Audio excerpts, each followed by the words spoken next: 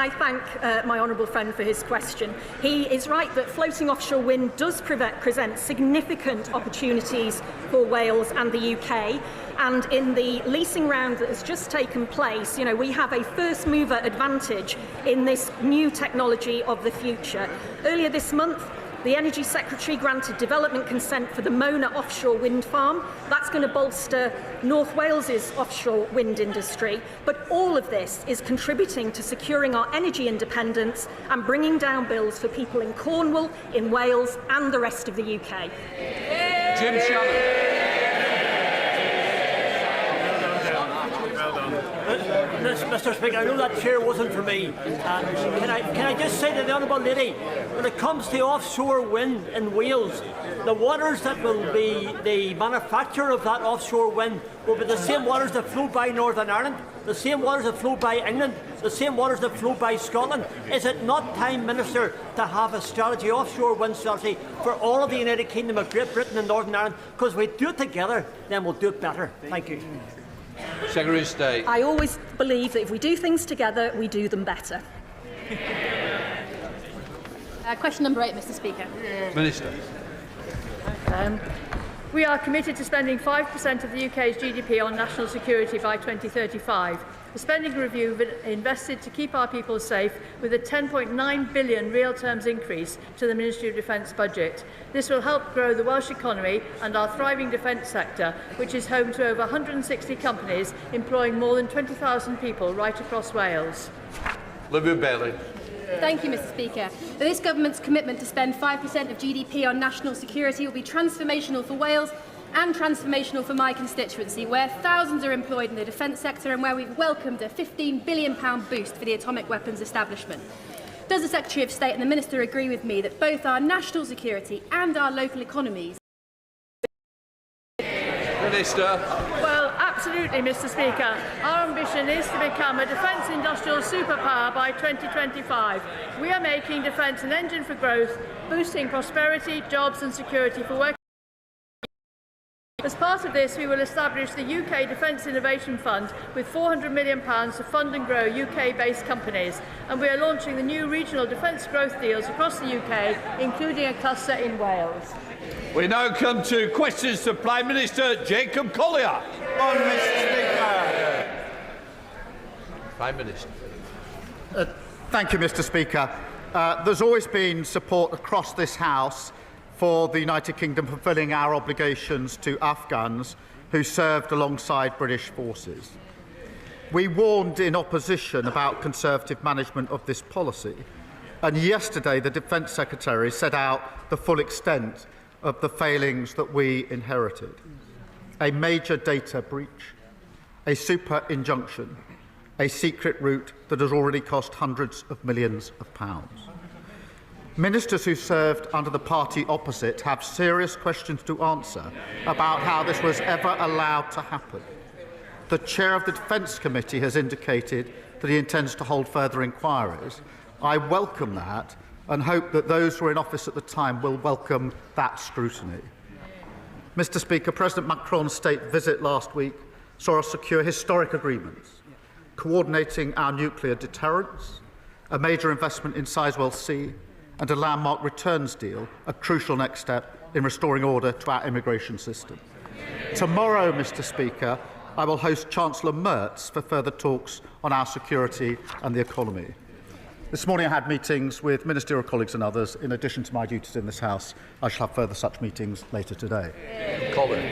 Thank you, Mr. Speaker. Families in Burton and Uttoxeter are watching their smart meters like hawks and dreading that moment when their energy bill lands on the doorstep. So I welcome Labour's Warm Homes discount that is going to mean £150 off energy bills for millions of people across this country, providing meaningful support in these difficult times. Can the Prime Minister set out how this is going to help support families in my constituency and around the country? Prime Minister. Well, I thank him for his question. I, of course, met his constituent Nicola in her kitchen, and she told me about how hard she's working to support her 3 children, but the past decade has let her down with false promises and public services are wrecked. Mr. Speaker, she told me about the difference the Warm Homes discount will make, £150 off energy bills, and she had a meter, if I recall, in her kitchen recording how much energy she was using. And it would make all the difference to her, is what she told me. And I promise Nicola, my honourable friend, there's much more to come. Leader of the Opposition, Kemi Badenoch. Thank you, Mr. Speaker. Yesterday, the head of the OBR warned the government that higher and higher levels of taxes are bad for growth. Does the Prime Minister agree? Prime Minister. Mr. Speaker, I'll tell you what's bad for growth. 14 years of a Tory government. That's what the stagnant growth for 14 years, leaving a £22 billion black hole. What we've achieved, Mr. Speaker, in the first quarter of this year is the highest growth in the G7, something we promised before the election. Investment of £120 billion into this country, which is a record in the first year of any government, and 3 trade deals, all of which will boost growth. Mr. Speaker, he's talking about what he achieved. We just heard that inflation is up again, the worst in the G7. We left him with 2% inflation. We have a borrowing up, unemployment up, taxes are up under his government. The fact is the Prime Minister doesn't get it, so let me tell him. His budget last year had high taxes. That's why the economy is contracting. But, Mr. Speaker, the government has said that they won't put up taxes for people on modest incomes. But they also seem incapable of explaining who is in that category. So can the Prime Minister clear up the confusion and tell us what he thinks a modest income is? Prime Minister. Mr. Speaker, I think of the working people across this country who put in every day and don't get back what they deserve, and that's who we're working for. That's who we're fixing the country. The sort of people that work hard but haven't necessarily got the savings to buy themselves out of problems. And, Mr. Speaker, that's who we're working for, and that's why we put the national living wage up. That's an extra £1,400. The national minimum wage up, that's £2,500 a year. The triple lock, Mr. Speaker, that went up pension up £470. And of course we're extending childcare, opening free breakfast clubs and free school meals. We know exactly who we're working for. She comes here every week and just talks the country down. Mr. Speaker, I'm not talking the country down, I'm talking him down. I asked him what a modest income was. He answered what a working person is. He doesn't know what a modest income is, and even on working people, they cannot define it. The Chief Secretary to the Treasury said that working people are people who don't get a payslip, but millions of self-employed people don't get a payslip. So are the self-employed next in line for a Labour tax rate? The self-employed were the very people who suffered under their watch, repeatedly suffered under their watch, particularly, if I remember, during COVID, when they didn't get the support that they needed. But she talks the country down, she cherry-picks. We have created, Mr. Speaker, since we've been in government, we've created 380,000 jobs, the employment rate is up, and inactivity is down, the complete opposite of what we inherited. I don't know where these 3,000 jobs are coming from. Unemployment has gone up every month under his government. And perhaps he should speak to farmers and small business people and find out what those working people think about his government. But, Mr. Speaker, that's not all. We know the Chancellor is launching a review into pension contributions. It's as clear as day why this is. It is because the government is considering taxing them. Does the Prime Minister agree with me that a tax on pension contributions is a tax on working people? Prime Minister. Mr. Speaker, we made absolutely clear manifesto commitments, which she asked me about last week and we're keeping to. I'm not going to write the budget months out from the budget. But, Mr. Speaker, I'm proud of the decisions that we took to invest in our NHS, to invest in our public services, all the decisions that they opposed. And it's no wonder that after a first year of a Labour government, business confidence is a 9-year high. 9 years. That's longer than she's been in government. Mr. Speaker, 384,000. I'm not withdrawing, I'm going to repeat. Business confidence is at a 9-year high. Mr. Speaker, he says he's not going to write the budget, but his Chancellor is on the front of the Daily Mirror talking about what she's going to do on taxes. So why can't he do the same in the Chamber? Yes.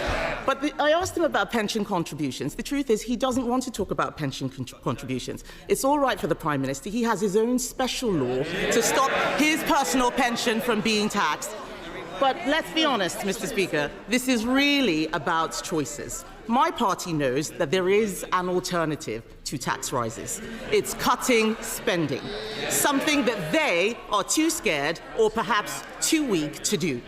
We offered to work with him to reform welfare and make meaningful savings. But his refusal sent a signal, and now the cost of borrowing is rising. The budget is in November, that is months away, and the markets may not wait. What will the Prime Minister be doing over the summer to get a grip on the cost of borrowing? Prime Minister. Mr. Speaker, they left the most incredible mess in the economy, and now they think that they can lecture others. I think just last week their chairman said that they've done the necessary apologising for the 14 years of failure. They've done the necessary. I didn't hear an apology for the lowest living standards in living history. I didn't hear an apology for the £22 billion black hole. I didn't hear an apology for the Liz Truss mini budget. So maybe she should like to stand up and make that apology now. Mr. Speaker, he's not doing... Yes. Mr. Speaker, he's not planning on doing anything this summer to fix the economy. The shadow of the last budget is hanging over the entire country. Just yesterday, only the Conservatives supported the two-child benefit cap, because only the Conservatives believe in living within our means.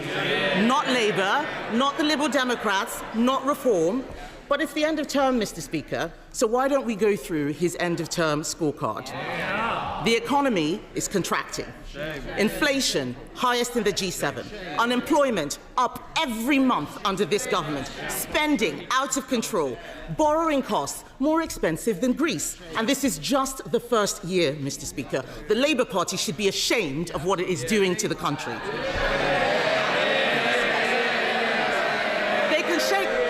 Mr. Speaker, they can shake their heads as much as they like. The fact is, this summer, they're going to have to go to their constituents and explain why they've been making such a mess over the last 12 months. And isn't the case, Mr. Speaker, that the worst, given that this is just their first year, the worst is yet to come? We're happily going to go to our constituents. We're going to tell them we promised 2 million extra NHS appointments and we delivered 4 million extra appointments. Mr. Speaker, I've got to upgrade that. It's now 4.5 million extra appointments. So we're going to tell our constituents that. Then we're going to tell them about the free school meals we're rolling about, the free breakfast clubs, the free childcare and school uniform costs. We'll tell them about that. And then when we've done that, we'll move on to affordable houses and tell them about the £39 billion we're investing. When we finish that, we'll tell them about the rail and road upgrades across the country, the £120 billion investment, and of course the 3 trade deals. And Mr. Speaker, we're only just getting started.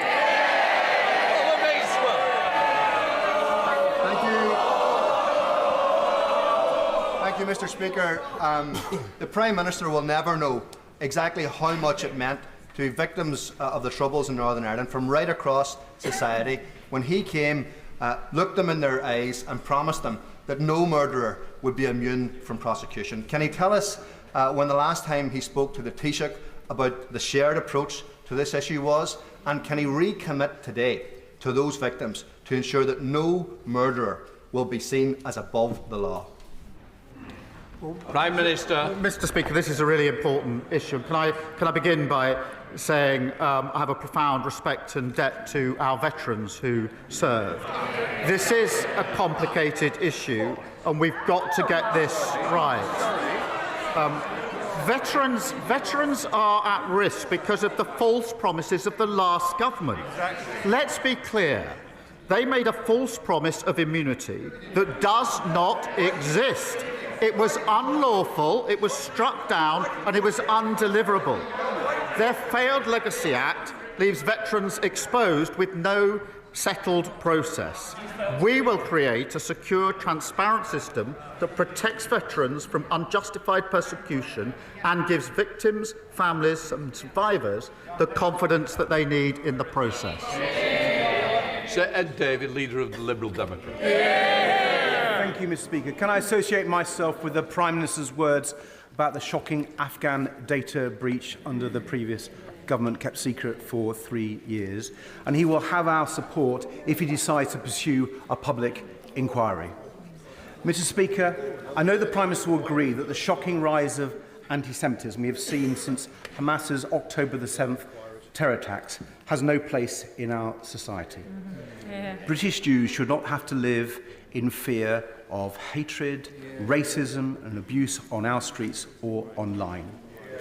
A new report from the Board of Deputies Commission on Anti-Semitism, chaired by Lord Mann and Dame Penny Mordaunt, has set out 10 recommendations to tackle this appalling scourge. Will the Prime Minister study this report, and will his government respond to it in full? Prime Minister. Yes, we will. We must fight anti-Semitism wherever we find it, as we must fight all hate offences, crimes and incidents wherever we find them. Sir Ed David. Can I thank the Prime Minister for that reply? I hope we will see more action to tackle anti-Semitism. Returning to the Middle East now, Mr. Speaker, the world is looking on in horror at the scenes from Gaza. And now Netanyahu's ministers want to lock the whole population of Gaza into effectively a giant prison. A plan that would clearly amount to ethnic cleansing, as former Israeli Prime Minister Olmert has said. Does the Prime Minister agree that this is utterly abhorrent and unacceptable? And will he make clear to the Israeli government that the UK will not stand idly by and will act, starting by sanctioning Prime Minister Netanyahu himself? Prime Minister. Well, I am appalled by these suggestions in relation to Gaza, just as I'm appalled by the reports of yet more civilians being killed whilst trying to access aid. So on both fronts, I'm appalled by what we are seeing and what we're hearing. We raise it regularly, as he would expect. In relation to the civilians being killed, I would expect them to be fully and transparently investigated with full accountability for any failings. And Israel must clearly put in place measures that properly protect civilians in line with international law. And that is the case we're pressing repeatedly. But we do also want to see, and alongside that, an immediate ceasefire so that the hostages, the remaining hostages, can be and aid volume and at speed can be got in, and a political process opened that, in my view, is the only way we're going to get a lasting solution. And the back there. Thank you, Mr. Speaker. Last week, 4-year-old Eli Tester was killed in Rocklestall Cemetery when a memorial stone fell on him. All of Rosendale was shocked by this tragedy, so I hope the Prime Minister will join me in offering our deepest condolences to Eli's parents and family. And Mr. Speaker, families in Rosendale are also deeply concerned about reports that Reform-led Lancashire County Council are considering cuts to nursery funding. This would raise costs for working parents and might even force some nurseries to close. If this is an example of the sort of efficiencies that Reform are considering, then all of Lancashire, indeed all of us, should be worried. So would the Prime Minister join me in asking Lancashire County Council to think again? Prime Minister.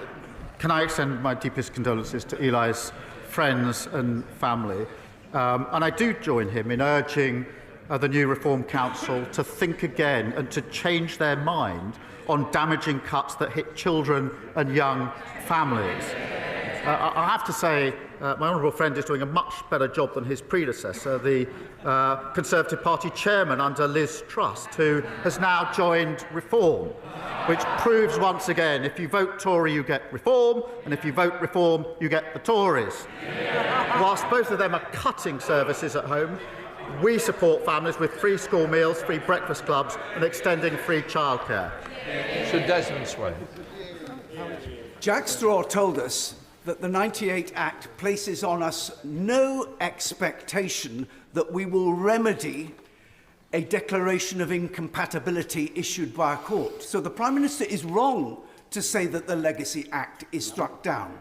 But his own proposals, which open the door to compensation to Gerry Adams and place in jeopardy our own servicemen, present enormous difficulty to those of us who have served, increasingly on his own benches. Will he consider that? Prime Minister. Mr. Speaker, the failed Legacy Act was struck down by the courts in Northern Ireland. and that leaves veterans exposed. What we're doing is creating a secure, transparent system that protects veterans from unjustified persecution, but also gives victims, families and survivors the confidence that they need in the process. Paul Wall. Thank you, Mr. Speaker. Workers in Rochdale on the minimum wage received a much-needed pay rise this summer, thanks to this government. But honest businesses are being undermined by the menace of illegal working, particularly illegal working by illegal migrants from Iran and Iraq in bogus barbershops and fake vape shops. So will the Prime Minister agree with me that we need to speed up the rollout of digital ID, particularly to help our police and immigration staff crack down on this grey market that ruins our high streets and undercuts the workers' pay of British workers? Well, my honourable friend is an excellent champion for Rochdale and a strong supporter, I know, of his local police and trading standards teams. Since we came to power, Mr. Speaker, we've ramped up enforcement raids on illegal working. Arrests have gone up by Digital ID will help us tackle illegal working, and we're rolling out the use of e-visas to have digital records of immigration status and checks to allow on-the-spot checks of anybody's right to work. James McCleary. Severe pregnancy sickness, hyperemesis gravidarum or HG, can mean vomiting more than 20 times a day. It causes physical discomfort, acute malnutrition and severe dehydration, which often leads to hospitalisation. It has profound and long-lasting mental health consequences. Recently, it was reported the woman took her own life after being denied access to the only licensed treatment, Zomvia. Tragically, her unborn child died too. The drug is licensed and available, yet women face a cruel postcode lottery to access it. Will the Prime Minister work urgently with the Department for Health to end this scandal so that every woman who needs Zomvia can get it wherever she lives? And will he meet with me and campaigners to look at this as a matter of urgency? Prime Minister. Well, thank him for raising this really important issue, and obviously incredibly sorry to hear about the tragic case that he mentions. As he will know, the availability of this drug is regulated across the NHS by NICE, who make decisions on which treatments provide the best care for patients whilst maintaining value for money with the taxpayer. But I will make sure that he gets a meeting with the relevant minister to see what more can be done to get this treatment to patients who need it. Navandu Mishra. Thank you, Mr. Speaker. Mr. Speaker, in Stockport, approximately 20% of families live in social housing. After Stockport Liberal Democrat and Conservative councillors blocked the Greater Manchester Spatial Framework proposal in 2020, the need for social housing is even more critical. Far too many families are living in insecure, overcrowded accommodation, waiting years for a suitable family home. I welcome Labour's record-breaking £39 billion investment into social and affordable housing, and I want to make sure that communities like mine in Stockport are prioritised. So can I ask the Prime Minister to confirm that these homes will be built, they will be affordable, and will he look again at suspending the right to buy? Prime Minister. Mr. Speaker, we are delivering the biggest boost to social and affordable housing in a generation, and proud to do so. Our £39 billion investment will deliver around 300,000 sociable and affordable homes, with at least 60% of homes delivered for social rent. Mr. Speaker, whilst we don't intend to remove the right to buy, which helps social tenants get on the property ladder, we're reforming the scheme to protect social housing stock and encourage councils to deliver more new homes. Sir Julian Smith. Mr. Speaker, a much better understanding of the particular needs of autistic and neurodiverse children is vital to expand capacity in mainstream education for SEND pupils. Can I urge him, as he looks at this bill over the summer, the SEND bill, to introduce mandatory training for all teachers and all staff on autism and neurodiversity? Prime Minister. Can I thank him for that contribution, because parents and children have been failed far too often. We are committing an additional £1 billion into SEND, but there must be meaningful reform alongside it, and new teachers must have the appropriate training.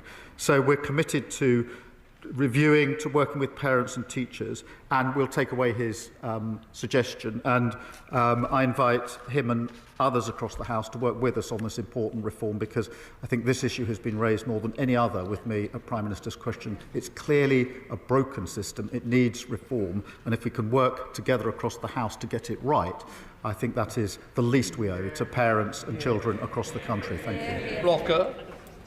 Thank you, Mr. Speaker. Can I commend the Prime Minister for his work in tackling arbitrary detention of British citizens abroad and warmly welcome the creation of a special envoy. The Prime Minister will know of the anguish of the families of Jimmy Lai, Ryan Cornelius, Abdel Fattah, Jagtar Singh Johal and others. So can he tell us when he anticipates the appointment of the envoy, and will they have real powers like their counterparts in Canada and the United States to help bring our people home?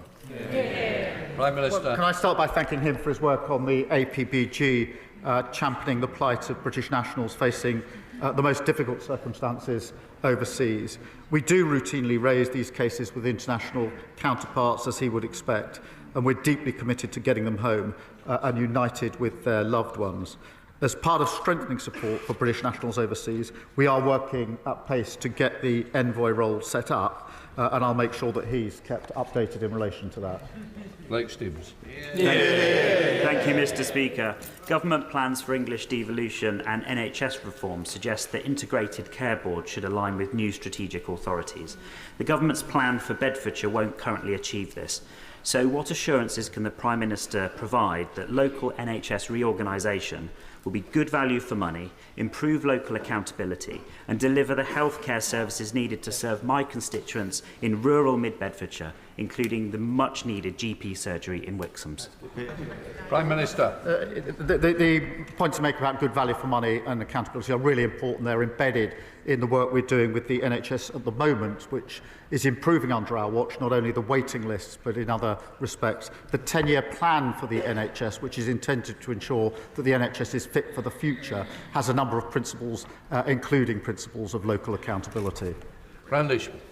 Thank you very much, Mr. Speaker. On the 11th of June, Alexander Dennis announced that it was planning to stop bus manufacturing in Scotland. My honourable friend from Falkirk and I have both met with the workers, the trade unions, the company and both UK and Scottish Government ministers to see how closure can be averted. Alexander Dennis needs commitment of orders for 2025 and 2026, and elected mayors are ideally placed to do this. Our industrial strategy is right when it says where things are made and by whom matters. So, can the Prime Minister assure Alexander Dennis and the workers that he believes bus manufacturing should have a future in Larbert and Falkirk? Prime Minister. I'm grateful to him for raising this, and I'm deeply concerned. It is a deeply concerning time for the workers and their families in Falkirk. I do agree, and we are working with mayors and local leaders to develop a pipeline of future orders for zero-emissions buses, and that's an important aspect here. And the Minister of Local Transport is hosting an urgent meeting of the bus manufacturing expert panel. Mr. Speaker, while Labour mayors in England are ordering Scottish buses, the SNP are ordering buses from China. Just like they ordered ships from Turkey and Poland, not Scottish shipyards. The SNP should be backing Scottish workers. Graham Stewart. Thank you, Mr. Speaker. Could I begin by warmly congratulating the Prime Minister on his first year in office, acknowledge that the Labour manifesto was beautifully written, deeply moving, and like that other great blockbuster of hope and redemption, The Salt Path, a total pack of lies. With joblessness, inflation and debt ballooning, his personal ratings collapsing, and his backbenchers on a work to rule, could the Prime Minister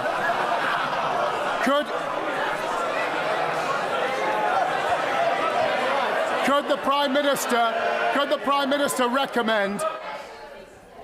Come on, let's get on with the question. Could the Prime Minister recommend a summer recess read in order to take all our minds away from the calamitous journey on which he and the Chancellor have embarked? I think most of their backbenchers are already on their summer recess, looking at the benches opposite, Mr. Speaker. We are very proud of our manifesto. It was a very successful manifesto, giving a landslide victory, and now we're very proud to be implementing it. Thank you, Mr. Speaker. And let us be clear in this House. Israel is starving Palestinian children. That is a war crime. Israel is killing Palestinian children as they queue for food. That is a war crime. Our government quite rightly imposes thousands of sanctions on Russia for its war crimes in Ukraine. How many more horrors must we witness before the Prime Minister acts with the same scale of sanctions against Israel to stop this genocide? Don't Palestinian lives matter? Hear, hear. Prime Minister. Mr. Speaker, as I said earlier, I'm appalled by reports of more civilians being killed in Gaza, particularly when they are trying to access aid. And each of those incidents does need to be fully and transparently investigated, with accountability for any failing. That, of course, has to be alongside the ceasefire that is desperately needed, and we're working hard with others to achieve, to release all of the hostages that remain, but also to protect civilians and get much more aid at speed and volume into Gaza. Lincoln John. Thank you, Mr. Speaker, and I can see why you call these sessions Prime Minister's questions and not Prime Minister's answers.